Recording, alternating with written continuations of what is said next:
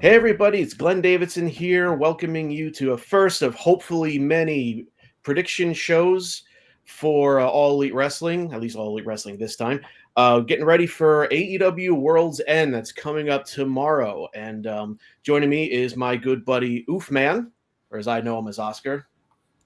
How's it going, buddy? Going on, Glenn. It's good to be here and really excited for the show tomorrow. AEW's been pretty good with pay-per-views in their little history. So I'm looking forward to it tomorrow night. Looking forward to watching it with you at Dave & Buster's. Absolutely. It's gonna be a good time. Should be a good show, and looking forward to talking about the predictions and the matches. Yeah, one thing I think a lot of fans can agree on is that All Elite Wrestling puts on really good pay-per-views. You truly feel like you're getting your money's worth.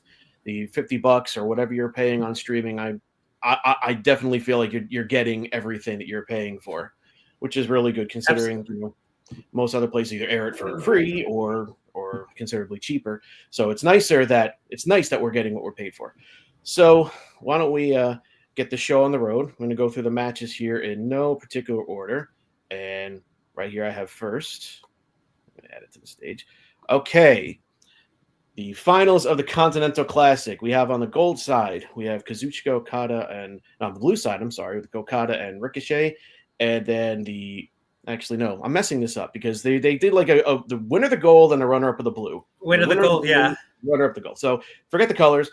It's Kazuchika Okada and Ricochet on one side, and Ospreay and Fletcher on the other. Then the winners of those two go at it. Oof, man, what are your thoughts? So on one side, I think Okada Ricochet is going to be a damn good match. I'm picking Okada to beat Ricochet. I think this character that Ricochet is doing, I don't understand why others don't understand what's going on. He's doing this uptight, nose in the air heel, and I think it's great. I think he's doing fantastic. Yes, promo-wise, he could use a little work, but I think this character he's doing a great job at it. So I think his ego is going to get the best of him. Okada will beat Ricochet. On the other match, we got Ospreay and Fletcher. We were both at Full Gear last month, and They, of course, match of the night, because come on, Ospreay right there. I think Ospreay gets his win back. They got Fletcher over him at Full Gear. I'm going to go with Ospreay beats Fletcher here. Again, I think it's going to be another stellar match. I hope they split these matches within the night. I wouldn't want them to go consecutive after, because after any Ospreay match, you need to relax and get your brain back into it. And I'm glad they did that at Full Gear. They had the women's segment after the Ospreay match because we needed to calm down after his match. So I think Ospreay gets his win back. And then at the finals, Okada versus Ospreay. I hope the finals for the Continental Classic ends the pay-per-view because it goes with my prediction of Okada retains the title. As he's celebrating and the fans are booing him, we get the appearance of one Kenny Omega at the end of the pay-per-view. He stares down Okada. Okada looks at him. Kenny does his gunshot thing, and I think that's how you should end a pay-per-view. So my prediction is Okada will retain the Continental Classic, and the show ends with this match with Kenny Omega looking down the ramp, looking straight at Okada. Bitch. Had to throw that in there. Yeah, absolutely. That's a pretty good angled perspective for the end there. I'm thinking along a lot of the same way. I do like what they're doing with Ricochet. It's this cocky yet kind of little bro-ish kind of heel. Mm-hmm. You know, he's standing up to people trying to say, "Oh, I'm good," and they're all just sort of putting him right down.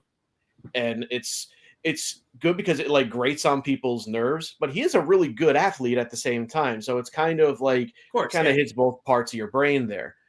I do think I think Okada is going to beat Ricochet and go on to the finals. Now, Fletcher and Ospreay, that is tough. They built Kyle Fletcher to be up. They built him up to be this mega personality. I mean, the difference between him this year and last year is just night and friggin' day. It is so good to see. And I'm shocked as hell that he was able to get the win from Okada. Which that was shocking last month. Yeah. But despite that, and as much as I want to see Fletcher go to the final, I don't think it's going to happen. I don't think it's going to happen quite yet. I don't think they're there. Ospreay, Okada, there's your money match right there. If it goes on last and Omega makes a showing at the end, I think that's great. I don't think that'll happen. I think that'll go on either third to last or second to last. But I do think that Ospreay is going to beat it. I do think that Ospreay is going to win the title from Okada. I feel like Okada is doing well with the title, but the Elite have all slowly lost their titles. And I think Okada is going to kind of fall on that line. And then maybe his focus will go towards the world title. That's kind of where I'm thinking. Cool. Yeah. So, all right, on to the next one there. All right, that was that. Now I was going through the technology. Oh, add that to the stage. Okay, here we go. Speaking of titles, the International Championship, Takeshita versus Hobbs. This is one match that, for me, I find it kind of almost booking into a corner that these two are kind of fighting right now. Because Hobbs just had this comeback. I don't think he should be taking losses yet. Takeshita won the international title and is defending it internationally. I don't think he should be taking losses right now. So who's going to win this one? I'm just going to go with the incumbent. I'm going to predict that Takeshita is going to retain against Powerhouse Hobbs. What do you think? Yeah, I agree. I think there's only going to be one title change, which we're going to talk to eventually. So yeah, Takeshita retains. I'm happy Powerhouse Hobbs is back. I remember when he was hurt. The Hurt Business was rumored to be coming to AEW. When the Hurt Syndicate did come, I think either Hobbs returned either before or after, and I was reading reports that maybe Hobbs may join the Hurt Syndicate. Hasn't happened yet, so I'm glad he's back. Hobbs should be literally a powerhouse, as his name is. So, but yeah, again, like I said, I only think one title is going to change. It's not going to be this one, so yeah, I'm picking Takeshita to retain as well. Yeah, should be still a good match though. Oh, absolutely. And I feel with Hobbs, it's a little upsetting, only because I feel he's been bitten by the injury bug one too many times. And that's kind of stalled him on his growth. You know, I like the Book of Hobbs. And then he was put briefly with QTV, which was really strange. And then with the Don Callis family, which I thought he was doing good with that, and just got derailed again. I do think that someone like him could stand well on his own, but at the same time, you have the Hurt Syndicate there. Right. That just looks like a natural fit. Either him or Ricochet, one of them. And I think Ricochet has already kind of been pushed out of that. So Hobbs is a more natural fit for that. Yeah, I actually, to add to the previous match, if for some crazy reason Ricochet does win the Continental Classic, I would... Against just suggesting perhaps maybe that could be his way to actually go into the Hurt Business. But like I said, I don't think he's going to win it. He'll do something to prove himself, but maybe time. And like I said, same for Hobbs. Like he would just imagine him and Lashley as a tag team. Woo. It'll be unstoppable. We beat two beasts. Yeah. So we'll see what happens. But yeah, it's nice to see Hobbs back though. It would be the shot of adrenaline that the tag division sorely needs right now. Absolutely. Yeah. Private Party won the tag belts, and where have they been? Yeah, I mean, I love the shot, but like, where's the shots? Where's everybody getting the shots? So hopefully that's something that gets exactly no shots. So let's hope that's something that gets addressed in the new year. And then right here, the match I want to see, but I also want to end. MJF versus Adam Cole. What do you think about this one? Yeah, like I said earlier, 3 words, just end this. Unfortunately, the injury bug got them both on both of these guys. I don't know if AEW was banking on this to be the big shot angle from last year and all that, but again, the injury bug on 2 guys. MJF, from, I don't know if you saw on Netflix, they released a trailer for Happy Gilmore 2. So I'm guessing he's done making the movie. I really don't know, but we saw a quick little like 25-second trailer for the movie. So maybe this is it. Finally, MJF is back because they desperately need him. Not that he's going to bring the ratings crazy high, but I just think he's needed back on the shows. Prediction for this, I think Undisputed Kingdom turns on Cole and MJF wins. Why the ring is on the line? I don't think it needs the ring. It's just, I think, just messing with us, the fans. Like, oh, if the ring's on the line, does that mean MJF will lose the match and lose the ring? I don't think so. I think this is like his shtick, the ring. So I'm picking MJF to go over, and I think Undisputed Kingdom turns on Adam Cole. So at least finally they break away from each other. So MJF can either focus on the world title or somewhere else, and Adam Cole can feud with probably every member of the Undisputed Kingdom. At least he's separated from Maxwell finally. So MJF goes over with the Undisputed Kingdom turning on Cole.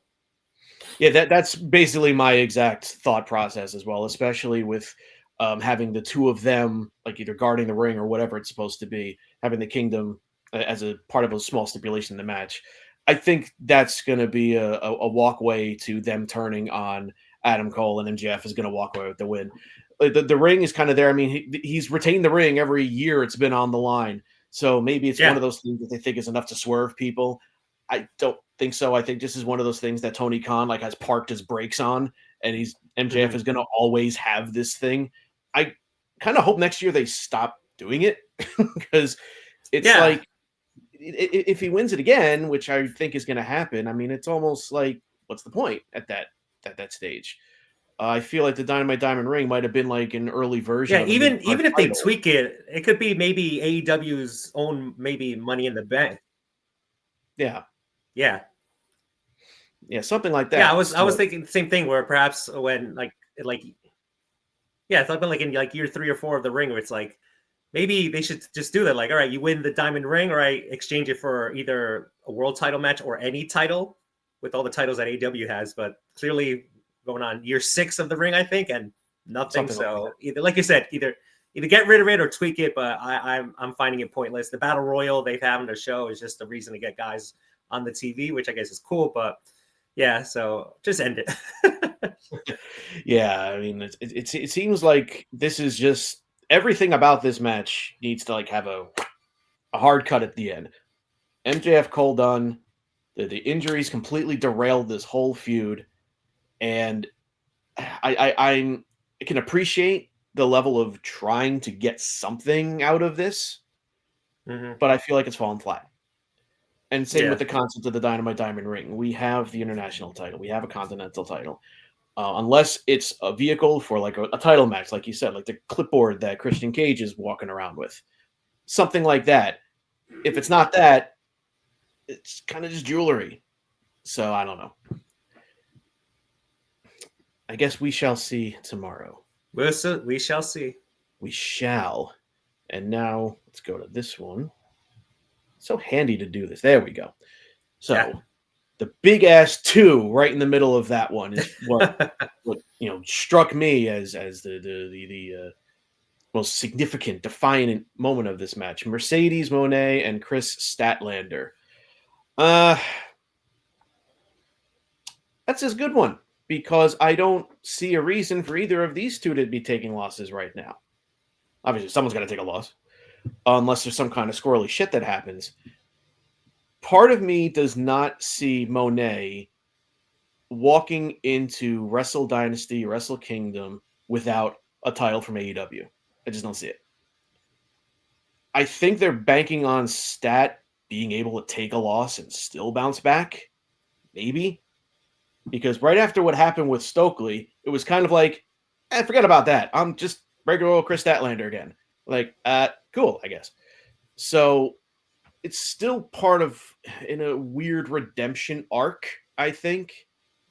I just don't to me, a lot of the cards dealt have Statlander winning, but I just don't see Mercedes losing it. Especially because you just very willfully gave Stat a rematch. No, you got to work for it. No, we're gonna just tear the house down. I'm like, that's very un-Monet-like. So I don't know. Maybe she has something up her sleeve. But that's what I'm thinking is going to happen. What are your thoughts? Yeah, I think you're right with when they go into Japan in January, in a couple weeks actually. Mm-hmm. But I think it's time because we saw again back at Full Gear they had a really great match. It was no Steamboat Savage, but it was really good. Can't see them give Statlander another loss. It's one thing on maybe on a Wednesday on Dynamite and then 2 weeks later on Collision, you take 2 losses, cool. But this would be her second consecutive loss to Monet. As far as what you're saying, as far as bringing her back, Statlander hasn't gotten back to that level she was before she got hurt, which was sad. I cried when she went down in injury because I adore Chris Statlander. Yeah, but I can't see them. Yeah, I just can't see them giving her a second loss. And you have the wild cards in Camille.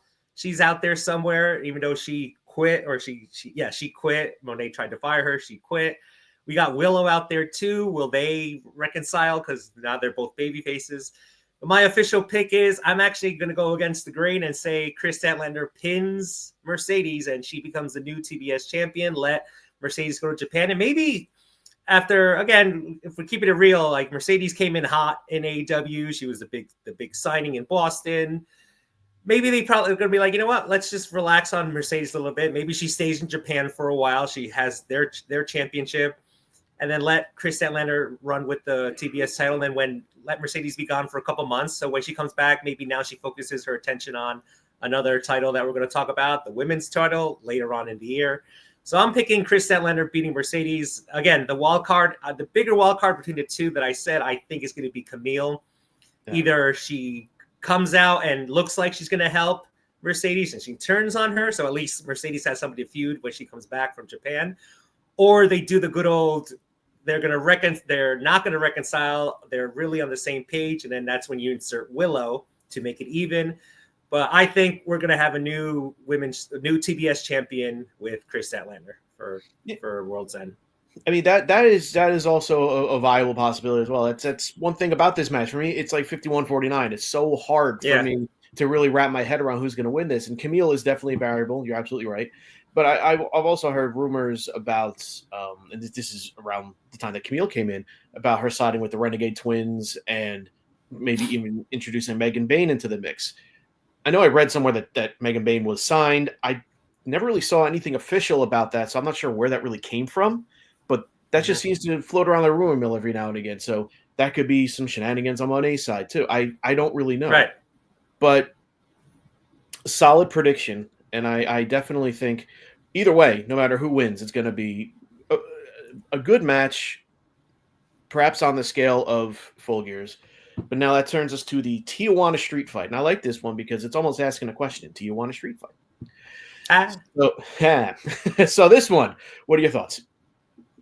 Well, I adore Mariah May. I adore Thunder Rosa. Met the ladies both. Met Mariah May with you. Met Thunder Rosa at a comic book store. Both could not have been nicer. This one, my heart hurts a little because I don't want to see anybody lose. But if we're keeping it real, we know. First, side note. I don't know how anybody can hate on Toni Storm. I love this new character. She's just great.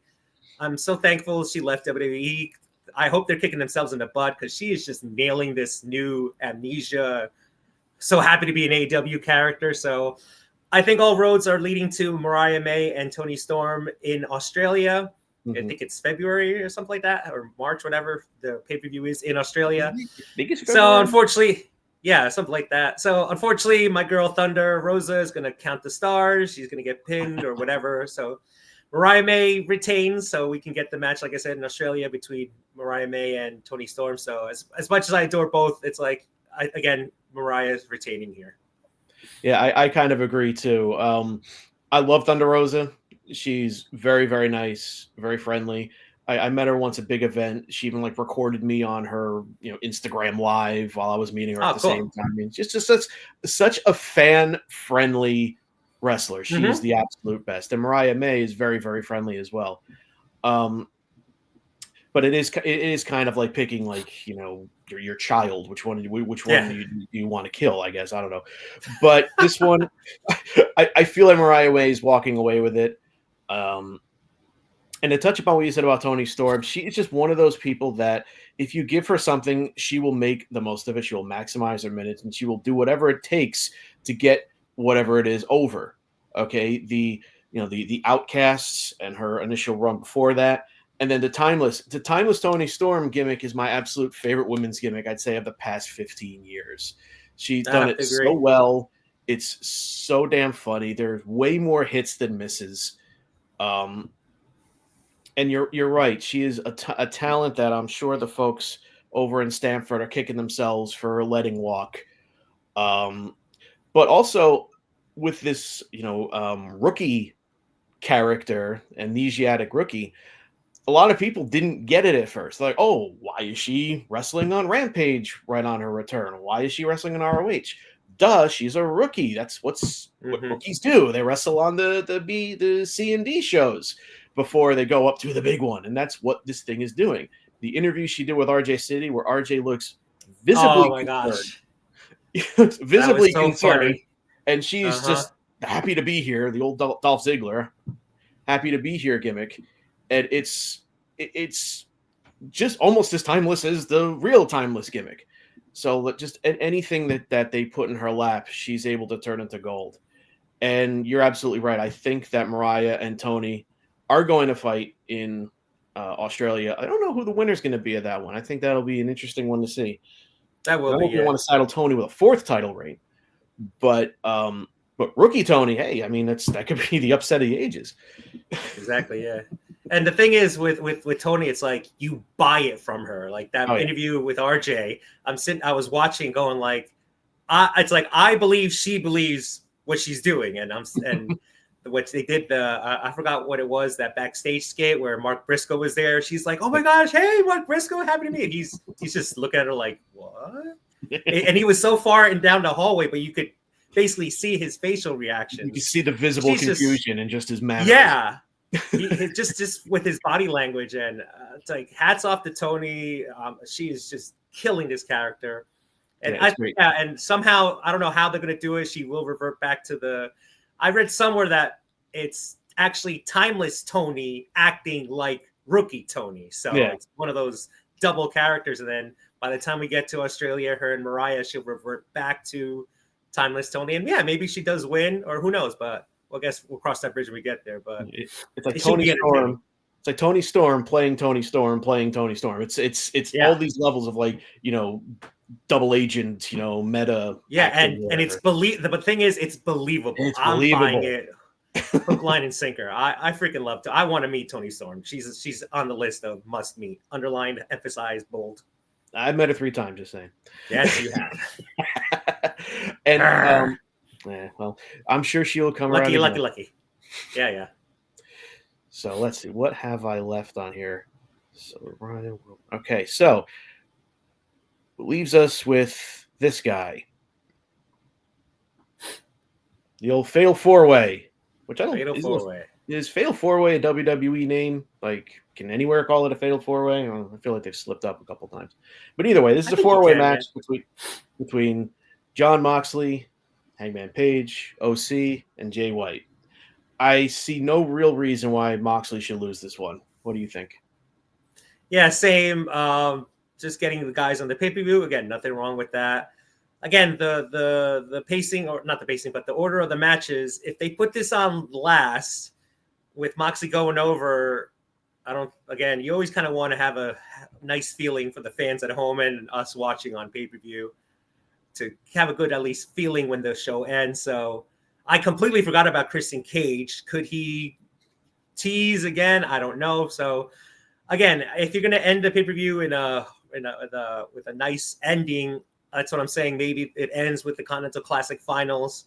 And like I said, maybe the night ends with Omega coming. Because if you end the pay-per-view with this, all right, Moxley, I think, is going over. I still think it's going to be a good match. All 4 guys are going to go crazy. Mox, I think, will bleed because he has to. Even though he didn't. If you notice at Full Gear, he didn't. That was shocking. He's been laying off the blood a little bit lately. He has. I don't know if Renee has said something, but whatever. So, but it's guaranteed Moxley will retain. Again, Christian is the wild card on this match. Will he tease it? Will he cash in? Will that be the feel good moment? With Moxley retaining, I just can't see it unless all 3 guys jump him and then Christian comes out and pins, or this is where I'm still predicting Omega. If this ends the night, then Omega comes out and just stares down Moxley, because there's the end game for Omega to win the title, to stop Moxley. Who knows? But Moxley's retaining this match. He's retaining the title for here. Yeah, absolutely. And also to touch upon the end there, I think the end of this is going to be a lot similar to Full Gear in the sense that Moxley is doing some heinous act to one of the competitors, perhaps, pouring bleach or I don't know, antifreeze or The bag. whatever he's gotten strict, or opening up the bag and find out it's a bear Yeah. trap or something. I don't know. And that's when Omega will make his return, stare down. He's going to be the one, or at least he thinks he's going to be the one that's going to stop Moxley and the Death Riders, and bring AEW back full circle to what we all know and love it to be, without these murders happening every week. Yeah. It's great to see that these three guys are involved in the match as well. Hangman has done a lot to really reinvent himself, because he almost has redeeming qualities after burning another man's house down.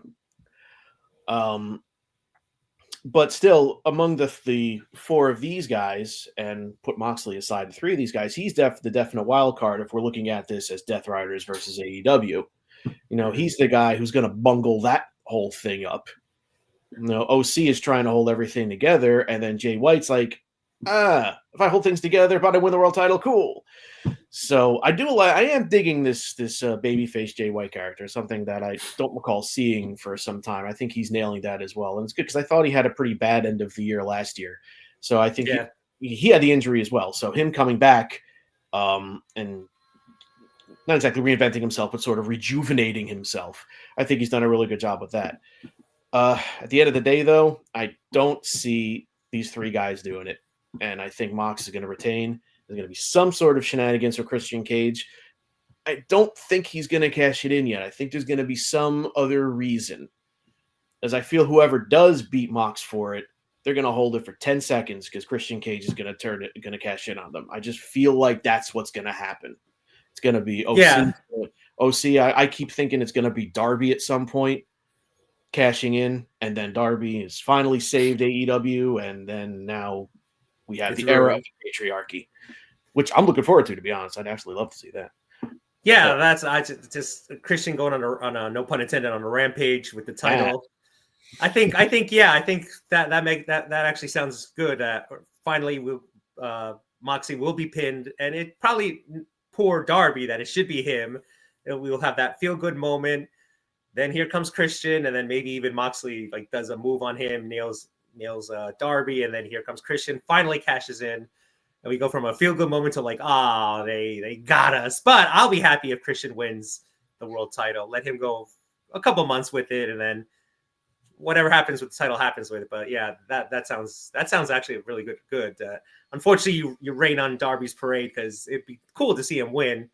But I think all of us in the back of heads would be like, yeah, Christian could win it, and then let Darby go climb Mount Everest. He's going to do it. Who knows?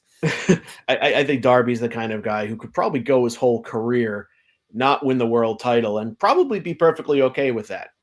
Yeah, he'll still be over people. He'll still do the insane falls from up top and make Foley himself cringe when he sees it. But I think Darby will be safe even without the title. Yeah.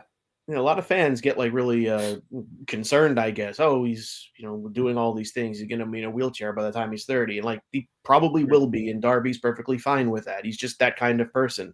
It's all of this crazy crap he's doing has probably been his idea, the retirement. Oh, I'm absolutely with him and Sting versus the Bucks. Him doing that crash into the glass, I guarantee was I'm doing this, and you're gonna let me. I just think pretty much, the way he is. I'm pretty much Sting probably went yeah, guys, just let him do it for that.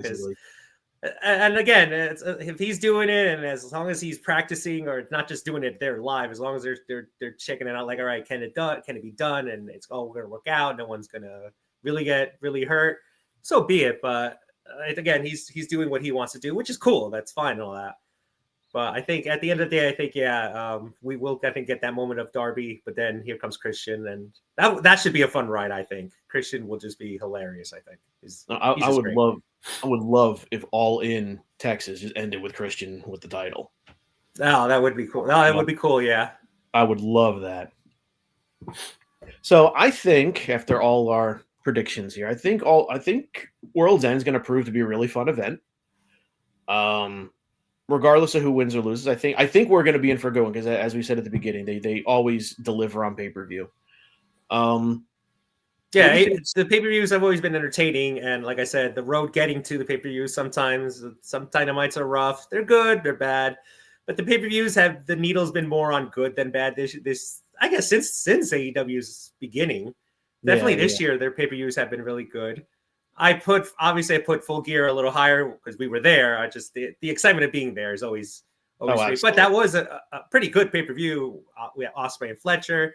Even the main event, even the Lashley destroying poor Swerve. I mean, it was still, and of course the ladies match.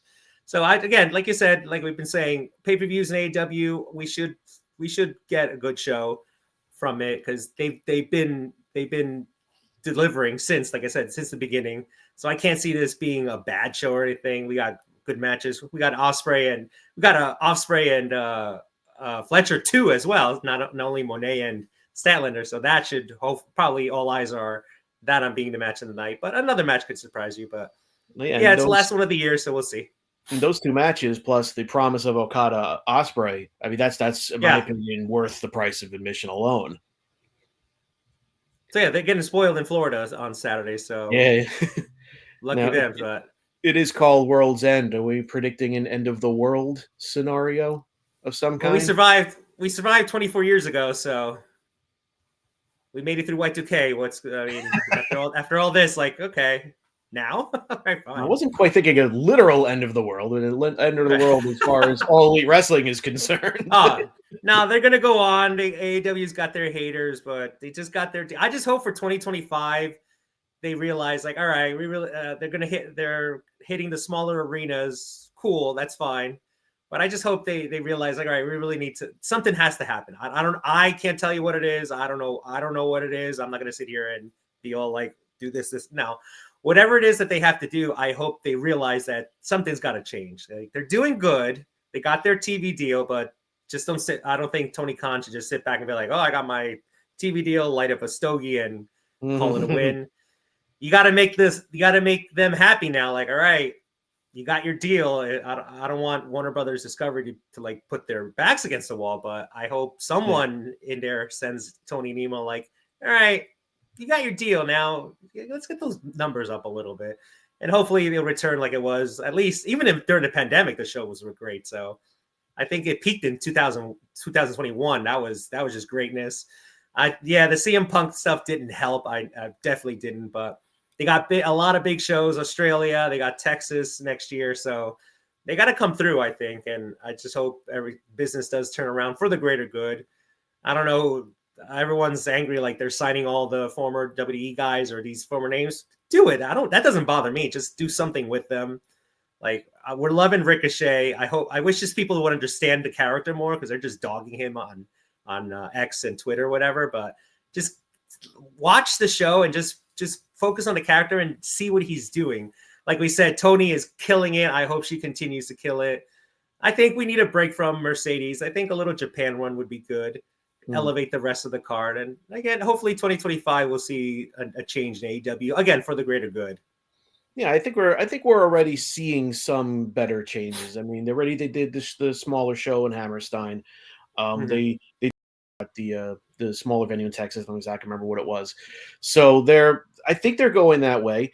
They're in a weird spot because they're an alternative, and it's hard to be an alternative and everybody's saying, oh, you need to be like the mainstream. And then they try to be like the mainstream. And then it's like, oh, well, we have the mainstream. I thought you were supposed to be an alternative. It's almost like a lot of the fans put AEW in a can't win situation. Personally, I think they're already making some changes.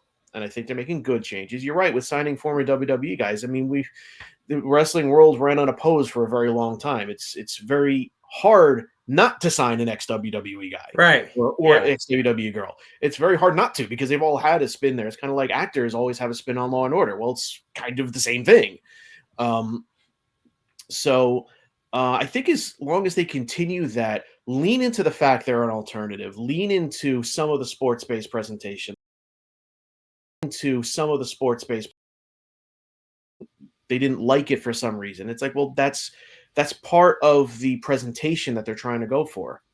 They had the rankings, they brought them back. I don't feel like they really worked. I feel like that was more of a Samoa Joe angle sort of thing.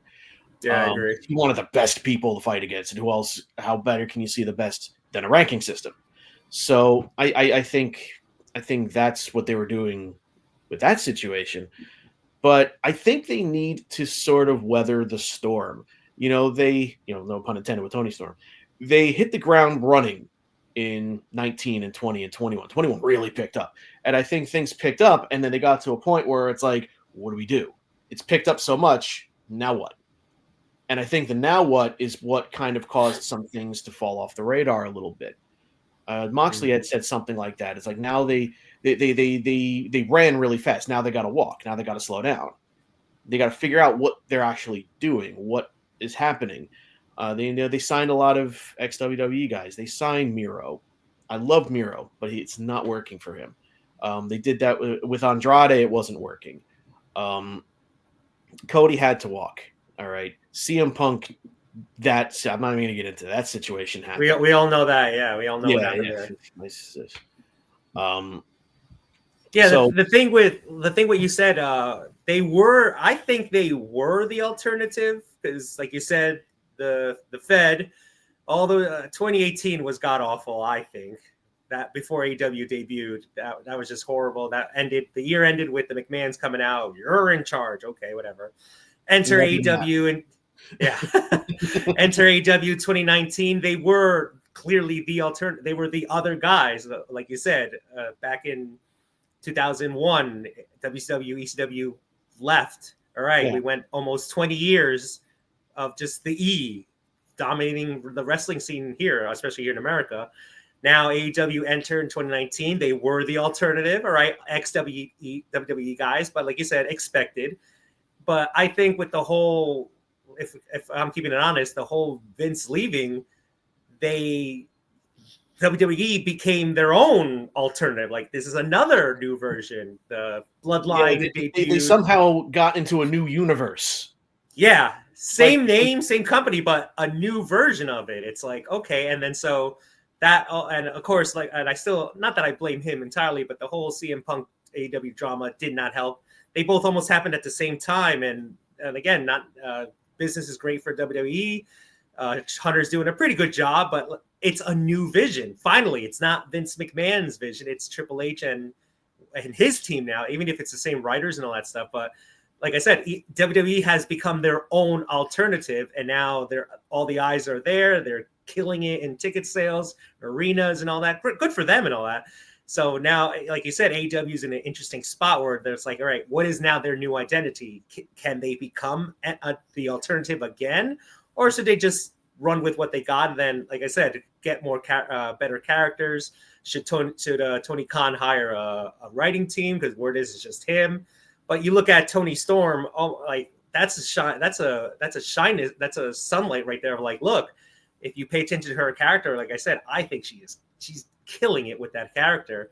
If she can somehow transfer to everyone else on the roster, hopefully AEW will turn around. So, but the thing is, that's the thing. They were the I think they were the alternative, but then WWE became its own alternative with the new writing, the new vision of Triple H.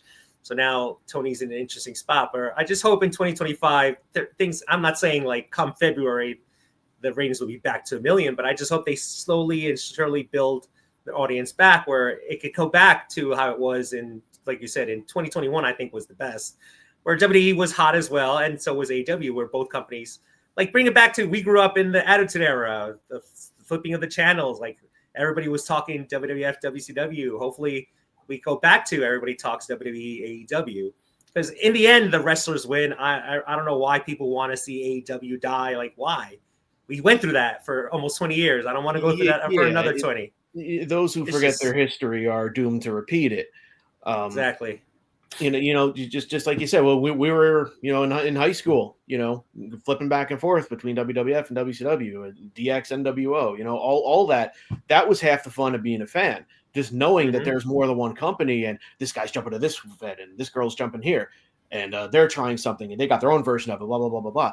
Most of the discourse I see, unfortunately, is everything WWE does is great and everything AEW does is terrible. And they could be very, very similar things. They could be almost the exact same thing.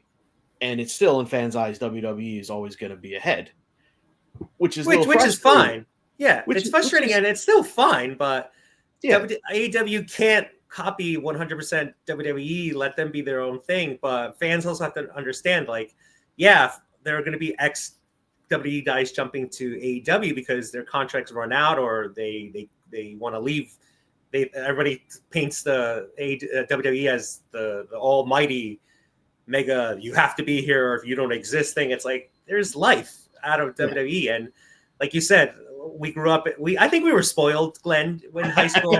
I think so too. Yeah, the three companies plus the little guys, but we had, like I said, watching Raw, watching Nitro, watching both companies. We were so spoiled. Where kids today, like they know of it, but we lived through that. oh yeah. The generation before us had the golden era in early '90s, but we were spoiled.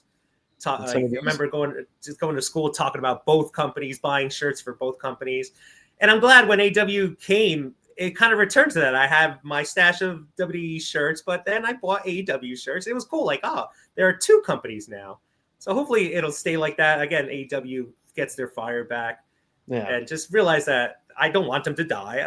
I don't know why people say that. Oh, if they don't do this, they'll die. It's like it's hardcore fan tribalism. They're such a fan of one company that to see another company immediately as a threat, even if that company poses no real threat.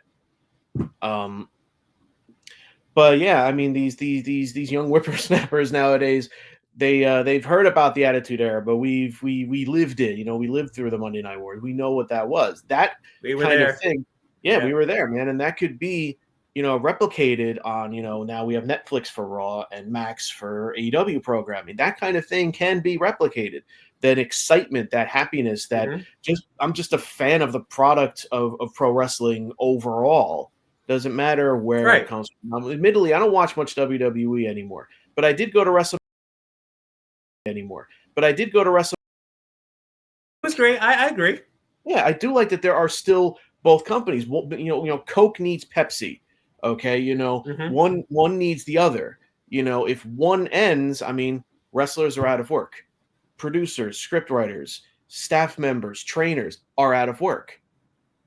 And then things just sort of fall into a bit of a dark period. I mean, we saw that happen after the Monday Night Wars ended, after WCW got bought. And it took a little bit of time. I mean, TNA did rise from the ashes, but I don't know if they got it. Just being fair to TNA fans, because there's quite a few of them. I don't think it got to the level that people were hoping it would get to, and that's fine because TNA's still around. So there's that. You have TNA. To be fair, TNA's still around. Of course, All Elite's around, and so is WWE. NWA is doing things. Major League Wrestling is doing things. I mean, Japan is flourishing. There is that much wrestling available. This is a great time to be a fan of everything. And I think if you just cut the cord on one of them, I mean, it's going to create a ripple effect. You're going to lose some other things. And I don't want to see that happen. This is probably a unique time for me because this is probably over the course of the past 5 or so years, I mean, I'm focusing more on that much different wrestling. And it's just refreshing to be able to do that. Yeah, and like you said, now in our day, back when our day, we had the gray. We had to literally make a choice. Like, oh man, if you're watching Nitro and you're hooked on Hall and Nash doing something on Nitro, like it's like they hooked you so good, you don't want to hit that flashback button to go back to Raw because you're catching Nitro. And on the flip side, you're watching Mankind win the title, thanks Tony Schiavone, and you don't want to flip back to Nitro. Now it's like. It did. Now it's like you said, now with everybody basically moving to streaming, now you can get hyped for Raw on Netflix. Then come Wednesday, you can get hyped for AEW on Max. Now you don't really have to make a choice. You can actually invest yourself in both. But now, unlike last time where you literally had to make a choice, now if you're a diehard wrestling fan like we are and others are as well, you can actually sit back and enjoy both companies and in their time. Yeah. I don't know. Will they ever do a pay-per-view on the same day? That'll be ballsy of either one. I highly doubt. I don't think so. But I think as a wrestling fan today, we'll get more out of it because, like I said, different nights, different shows, different companies versus back in our day where it was just Monday. That was it. Like, what are you watching, Nitro or Raw? And we literally had to choose. And God bless the flashback button that we could jump. But now with all these things available, again, you could be like, all right, Monday night, let me go on Netflix, watch Raw. If you watch NXT, you got Tuesday, you got AEW on either TBS or Max, and you have SmackDown on Friday. So now it's separated a little bit. You can enjoy both, and I hope people do enjoy both. I'm not call me an AEW mark. Feel free. That's fine with me. I'm a WWE mark as well. I'm a mark for both. I'm a mark for wrestling. I've been watching it for too long, and I'm glad got friends like you. Got like shout out to Keith out there. Got friends I can talk to. My boys Joe and Matt that I can talk about it, and we talk about both companies. So this whole thing that fans really need to like chill with, it's like AEW is not going to go anywhere. They just signed a new deal. Hopefully everything will get better where they sign a new deal, even if it's not with Warner Brothers Discovery. But be thankful there is more, because again, for the past almost 20 years, we were just watching one. It was fun. Don't get me wrong. We all started as WWF fans. We all did. But I just remember that first Dynamite, like, oh, wow, something different. Not necessarily an alternative. I just went a new company. Because, again, we hadn't seen it for a while. Yeah, like you said, there was TNA and RH were hanging around. But as far as, like, the mainstream area, it was just WWE. And, again, nothing wrong with it. But we were silently, I think, hoping for something new. Enter AEW. They gave it to us. And I'm just thankful there are two big companies out there. And is there a real war? There's no war. The war ended in 2001. You know, the war is among fan bases. Yes, exactly. Even what's his name, Drew McIntyre, had said that he, on his social media, I believe it was, that he likes the fact that that there's other companies that his friends can get money and be employed, and like wrestlers now have bargaining chips. Oh, I could go here for more money. You know, and I know Penta and Ray Phoenix were wrapped up in something like that, but Randy Orton did something similar. So Edge did it too. Yeah. Adam Copeland did the same thing. So think about it. I mean, like, regardless of like any moral issues, it's there. If I'm not happy at McDonald's, I can go work at Burger King. The alternative is there, and that just means more jobs, more growth, more for everybody. And I just think that's kind of what is best for all of us, best for business. in the end, I think everybody wins. The wrestlers win because, like you said, look at Toni Storm. She asked for her release and immediately got it. I think it was like she did a house show on a weekend after that whole pie incident on SmackDown. She did a house show and she flew home straight. She didn't even wait for you got the release form. She asked for her release, went home, and she happened to get it when she was home. Cool. Same thing with Edge. Whatever happened with him in WWE, he jumped over. And look at Christian. Christian's been killing it since day one in AEW. Oh, yeah, he has actually surpassed Adam Copeland in terms of his career right now, and I never ever thought that would happen. Right? Yeah, it's like Edge was the Shawn Michaels, and poor Christian was the Marty Jannetty. But since being in AEW with this whole this whole father thing, he's just killing. And again, this is what, like you said, wrestlers do need this. Look at, again, the best examples are probably Toni Storm and Christian, how they turned it around big time. I think the best, like, vote if there was like if we were voting like who's the best wrestler to make the jump, it has to be Tony. Yeah. I'll throw Swerve in there as well. I think that was a loss on WWE's end. Look at how he's doing great. I think he's doing fantastic in AEW. Yeah, he's got the crowd upon his hand. Literally a franchise player for that company. Absolutely, but the winner has to be down with injury. They're in a lot of trouble. Yeah, the winner, hands down, as of right now, has to be Toni Storm. Throw Moxley in there because he was the MVP with the whole CM Punk thing. They turned to him. They gave him the belt. He's up there too, but top notch, the biggest name or the person who took advantage of jumping has to be Toni Storm. She was floundering in WWE, and like I said, that whole pie thing, that was hit for her. Yeah. This timeless Toni Storm character has been phenomenal. This new rookie thing that she's doing. So yay for options is what I have to say. And like we said, everybody wins. The wrestlers win. We, the fans, win because another company to support, to buy merch and all that. But in the end, I think the wrestling world is better with not just one top company. Yeah, no one's going to stop the Fed. They're unstoppable. They're making so much money. It's disgusting. But applause. Cool. Let them keep doing their thing. And hopefully AEW, again, they don't have to take them over. They don't have to win. There's nothing to win. No, there's no real winners in that. Yeah. There is no war or anything. There's no loose. No, just hopefully things turn around where hopefully the numbers just jump up for their sake. And again, just make it an enjoyable thing where numbers are back to they were either 4 or 5 years ago.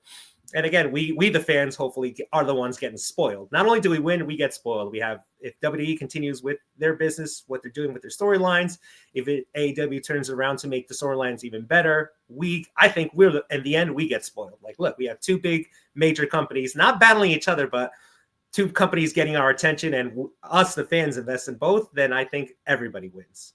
Yeah. And like you said before, yay for options. That's a perfect line. And that's probably a perfect way to end our little broadcast here. So thank you so much, Oofman, for taking the time. No problem, my friend. Anytime. Absolutely. Looking forward to me about World's End. Tomorrow's going to be a lot of fun. Yeah, it's going to be fun. Yeah. Looking forward to the show. And Dave & Buster's, their menu is damn good. Yeah, man. Must admit. I'm looking forward to that. And, anybody who's watching this, because I'm going to have this up relatively soon, come join us at Willowbrook Mall, in Wayne, New Jersey, at Dave & Buster's. Come watch World's End with us. So look for the Heart Foundation jacket. That'll be me. And I'll probably bring my TNT belt as well. So look for the TNT belt. Yeah, it's the only AEW belt I have. The guy going. I gotta start that. I gotta start my collection on that. The guy going nuts for whatever on the screen. That's you.